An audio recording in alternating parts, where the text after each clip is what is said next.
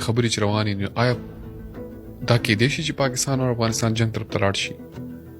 پاکستان افغانستان جنگ طرف ته لاړ شي نو که پاکستان دا غلطي وکړي خدا به ډېر بد وکړي په دې بیا زړه خبره را یاده شوه افغانیانو سره په افغانستان کې دننه جنگ کول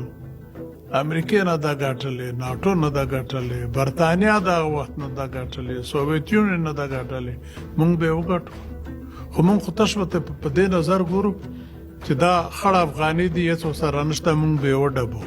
او د خدای مسلمانانو دا خړ افغانانو ته به خلک راشي هغوی به قوت ورکي بیا شاید هغه قوت مقابله ډیره درته ګرانه پرېوځي نو باید چې د هغې نه لاس واخلي د جنگ کولو